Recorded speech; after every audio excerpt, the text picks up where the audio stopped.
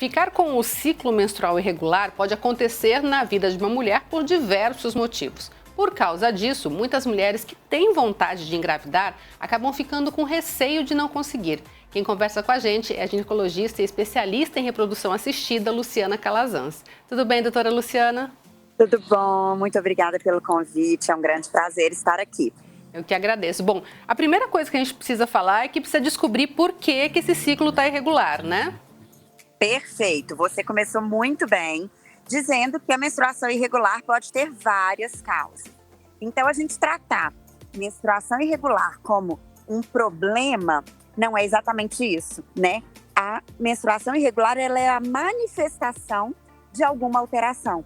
E aí, a mulher que começou a apresentar ciclos irregulares, sejam a menstruação que está vindo com pouca frequência ou a menstruação que está vindo em intervalos muito curtos, é necessário, em primeiro lugar, uma avaliação médica especializada para a gente poder diferenciar, né, as diversas causas que podem levar a esse sintoma. E assim, hoje em dia se fala muito, né? Muitas mulheres que têm a síndrome do ovário policístico falam: o médico me disse que eu não posso engravidar, que não tem chances, mas eu conheço muita gente que conseguiu. Sim, então alguns pontos importantes, né? A síndrome dos ovários policísticos é a causa mais comum de menstruação irregular. Então, tendo feito a nossa introdução de que existem muitas causas, nem toda menstruação irregular é ovário policístico, é claro que uma das coisas que a gente vai pesquisar é ovário policístico. O que acontece na síndrome dos ovários policísticos é que as mulheres que são acometidas por essa condição ovulam com menos frequência.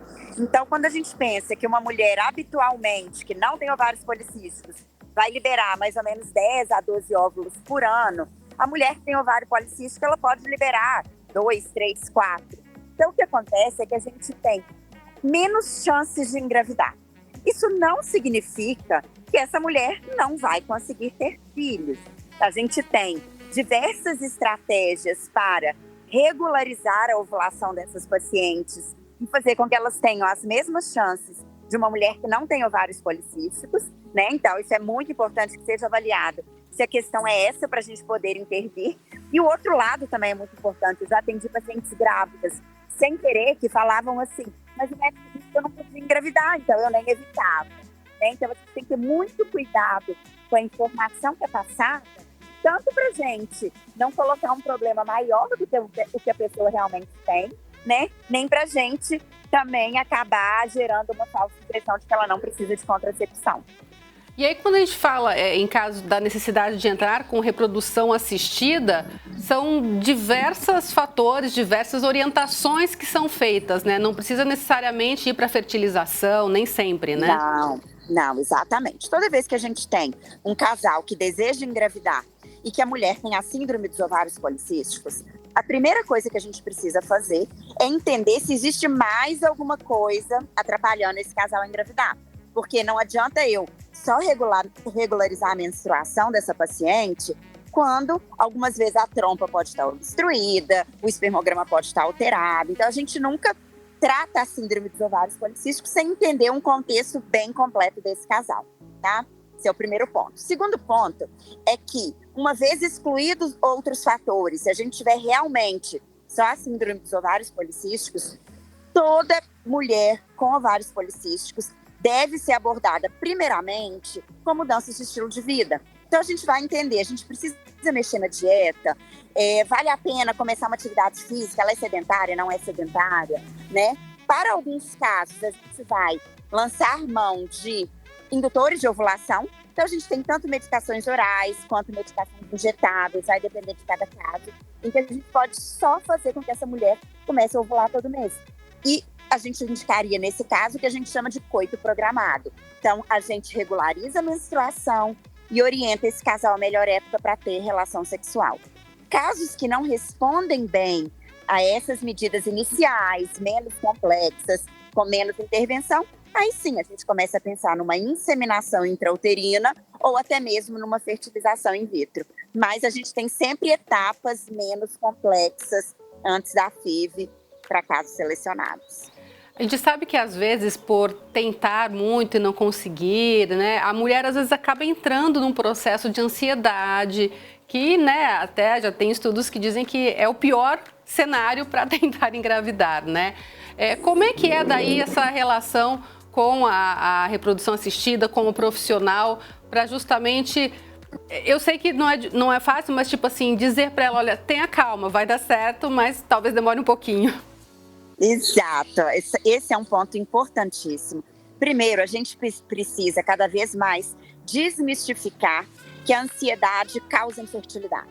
Então, a ansiedade não é uma causa de infertilidade, no sentido de que muita gente fala assim, é só relaxar que você engravida, a hora que você parar de pensar, o neném vem. Isso acaba colocando mais peso nos ombros dessa mulher. É como se fosse culpa dela, né? Porque ela quer tanto que ela não consegue engravidar. Então, a primeira questão é desmistificar isso. A gente tem estudos e anos de pesquisa que demonstram que a ansiedade não é uma causa isolada de infertilidade, tá? A segunda questão é que, se não é uma causa de infertilidade, a gente não tem dúvida de que a infertilidade causa ansiedade. E aí, sim, a gente precisa entender por que a ansiedade é ruim para todos os aspectos da nossa vida, né?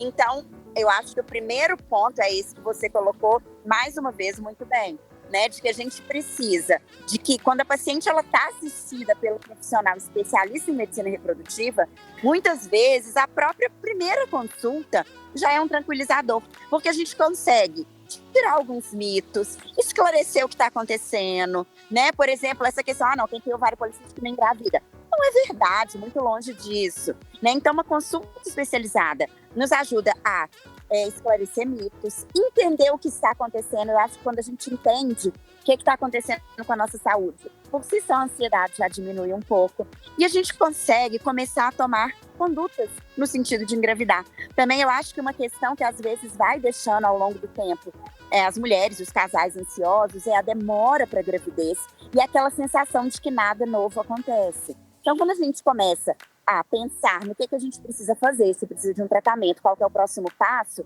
esse casal, essa mulher sente que as coisas estão caminhando, que a infertilidade está sendo tratada, e isso por si só, né, ajuda com a ansiedade. E é claro que a gente tem sempre o apoio de uma equipe multidisciplinar. Na Clínica Huntington de Belo Horizonte, onde eu trabalho, todos os pacientes em tratamento de infertilidade têm um apoio emocional com a nossa equipe de psicologia.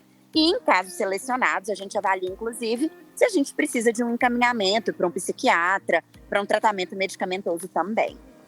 É isso que é legal, né? É saber que existe essa possibilidade, ou seja, procurar o profissional adequado para aquele momento, né? Porque, exatamente. Claro, ter informações corretas, né? Sim, porque normalmente, assim, começa com o gineco, né? E, de repente, se vê que não está indo legal, de repente não precisa ir direto para o profissional que faz a fertilização. Vai para a reprodução assistida, vai passo a passo, né? Exato. Na verdade, né, o profissional que faz a fertilização in vitro, ele não faz só a fertilização in vitro. O médico especialista em medicina reprodutiva, o papel dele é avaliar a mulher, o casal, né, entender o que está acontecendo e indicar o tratamento adequado, que nem sempre é a fertilização in vitro. Então, muitas vezes, o tratamento é o coito programado, ou o namoro programado, que é a gente orientar a época do período, né, da relação sexual. Em alguns casos, é induzir ovulação. Em alguns casos, a gente pode propor algum medicamento que vá melhorar a qualidade do sêmen. Então, é muito individualizado. Existem diversos caminhos. E a fertilização in vitro é um deles, que é excelente para quem precisa, né? Um tratamento que tem as maiores taxas de gravidez dentro da medicina reprodutiva, mas exatamente isso, para quem precisa, indicado com muita ética e com muita responsabilidade. Então é seguir o passo a passo e buscando ajuda, né, que é muito importante, porque às vezes a pessoa fica tão mal que ela nem busca ajuda, na verdade precisa buscar essa ajuda, né? Exato, e escuta muitas coisas e vai carregando uma culpa, e a gente precisa, na verdade, de uma opinião médica também para auxiliar esse casal, né? Com certeza. Doutora, se alguém quiser bater um papo contigo, ficou com alguma dúvida, te encontra no Instagram?